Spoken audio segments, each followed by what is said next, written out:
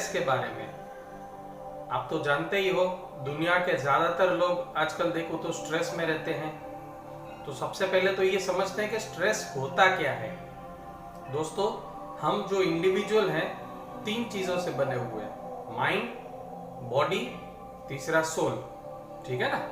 अब mind and body को तो आप जानते हो, शायद कई लोग सोल के बारे में भी जानते हैं।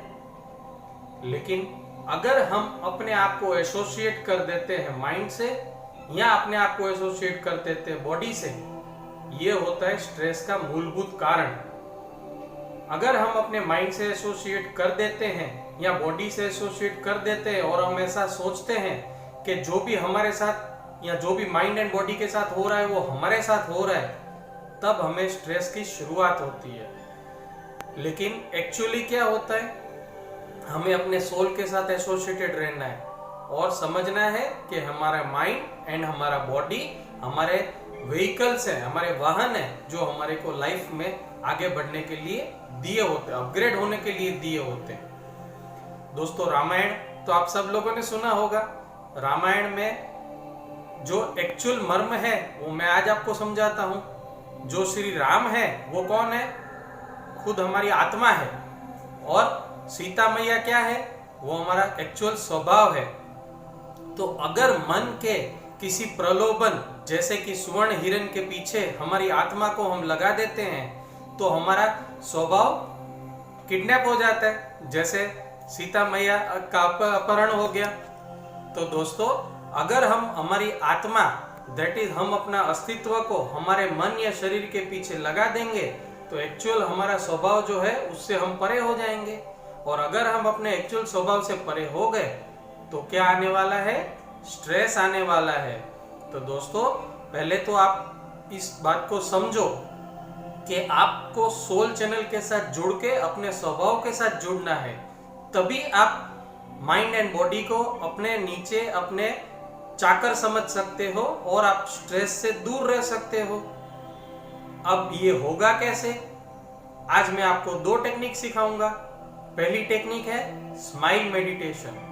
स्माइल मेडिटेशन में क्या किया जाता है, सिर्फ हल्के से अपनी आंखों को बंद कर दीजिए, चेहरे पे एक स्माइल की मुद्रा बनानी है और ये स्माइल की मुद्रा जारी रखते हुए, आंख बंद करते हुए, अपने मन में आते हुए विचारों को देखते रहिए।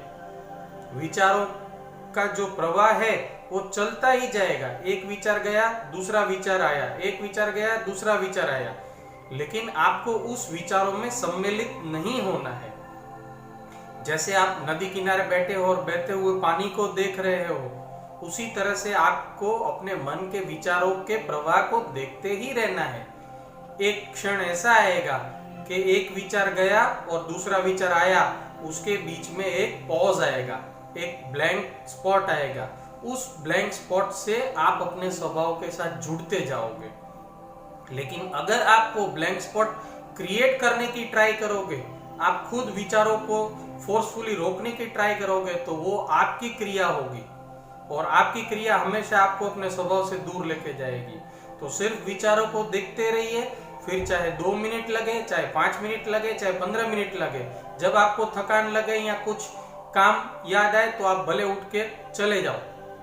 कई बार ऐसा लगेगा कि 2 मिनट ही हुए हैं लेकिन आपको आधा घंटा जैसा व्यतीत होगा, और कई बार आधा घंटा आप बैठ जाओगे और आपको लगेगा अभी मैं 2 मिनट पहले ही बैठा हूं। इस चीज में टाइम का कोई बाउंडेशन नहीं है। ठीक है ना।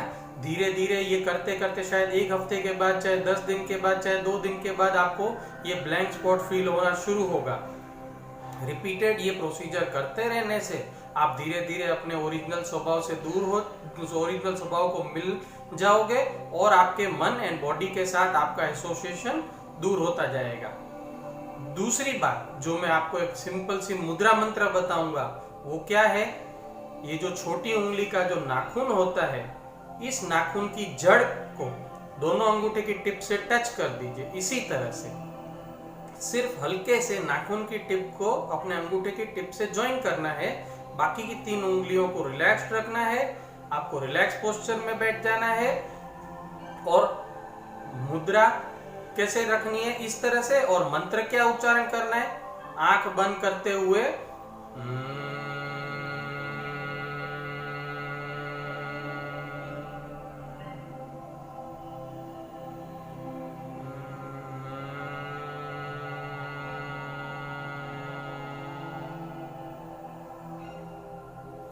ये मुद्रा मंत्र यदि 3 मिनट दिन में 2 बार करते हैं तो धीरे धीरे आपका माइंड और आपका बॉडी आपकी सोल के अंडर में आ जाएगा और आपको स्ट्रेस से निजात परमानेंटली मिल सकती है। लेकिन मंत्र उच्चारण करते समय याद रहे, मुंह को खोलना नहीं है, ये ओम नहीं है, सिर्फ वाला मंत्र है। तो दोस्तों, सबसे पहले हमने इस स्ट्रेस को समझा और उसके बाद ही हम उसको ठीक करने के उपाय प्राप्त कर सकते हैं। और आप अपने ओरिजिनल स्वभाव को फिर से एक बार अगर प्राप्त कर लोगे, उसका इंडिकेशन क्या होगा, आपके अंदर हैप्पीनेस वाली फीलिंग आती जाएगी, आपके अंदर जैसे आनंद की फीलिंग आती जाएगी। और वही इंडिकेशन है कि आप अपने स्वभाव के नजदीक जा रहे हो। जितना आप अपने स्वभाव से दूर जा रहे हो, उतना आपको स्ट्रेस, गमगीनता, दुख वाली फीलिंग आती जाती है। लेकिन जैसे आप अपने स्वभाव के नजदीक आते हो, वैसे आपको वो हैप्पीनेस भी फीलिंग होगी और आप अपने सारी तकलीफें जो मन की हो चाहे शरीर की हो, उससे दूर हो जाएंगे। Thank you.